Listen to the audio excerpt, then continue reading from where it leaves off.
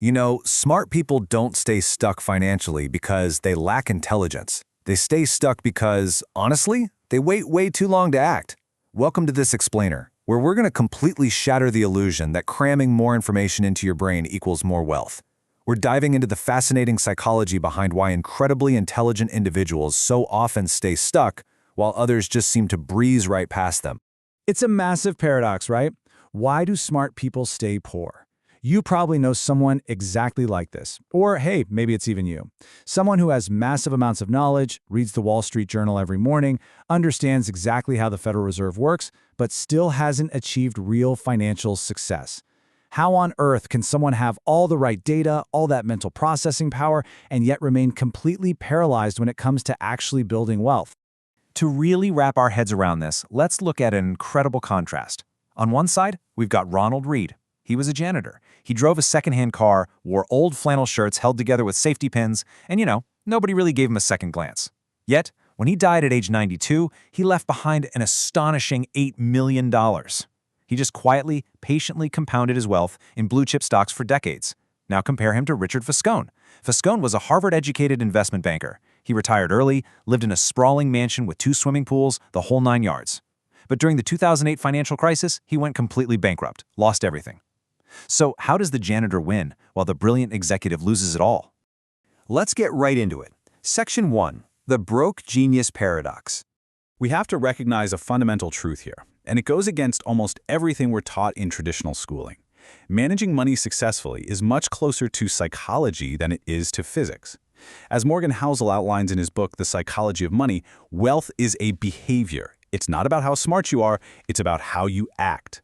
And honestly, this is an incredibly hard truth for brilliant people to swallow, because behavior is notoriously difficult to teach, even to absolute geniuses.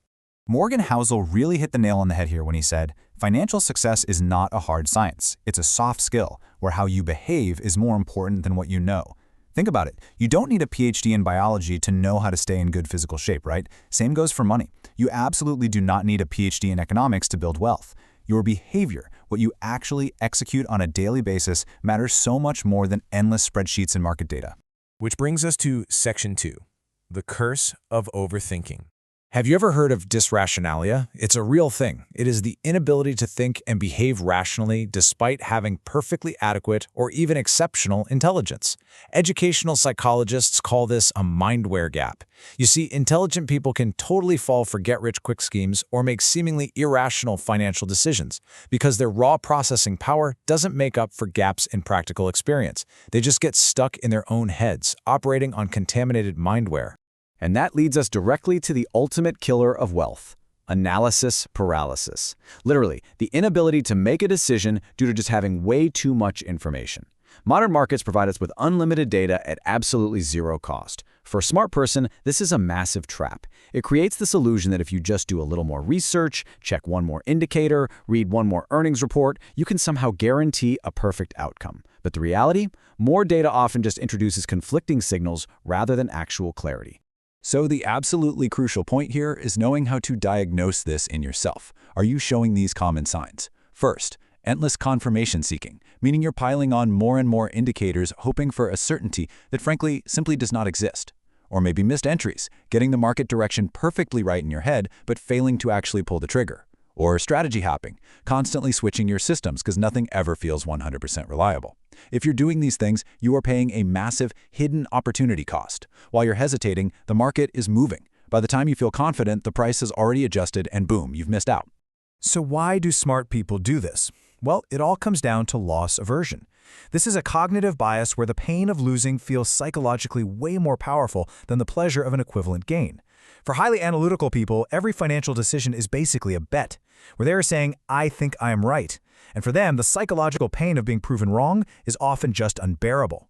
They would rather suffer the invisible financial pain of missing a great opportunity than take the ego blow of making a bad call. So what happens?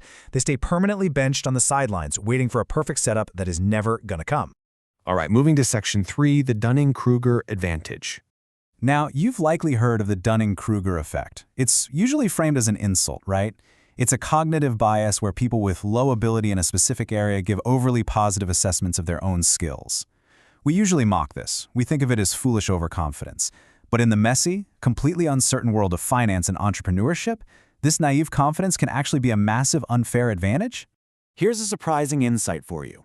Ignorance breeds action, while overthinking breeds paralysis. Because less knowledgeable people don't possess the mental capacity, or honestly the desire to overanalyze 1,000 different economic variables, they simply make a decision. They pull the trigger. They get into the market. Yes, they might make mistakes, but they learn through actual real-world experience. Meanwhile, the genius is still sitting at their desk, running a simulation of a trade they never actually made. Section 4. Stop thinking, start doing. Let's get into the execution blueprint. To beat analysis paralysis, you don't need more data, you need more structure. Here's a really clear, actionable, step-by-step strategy you can use right now. Step 1. Define a decision framework in advance. Know exactly which metrics matter to you and literally ignore the rest. Step 2.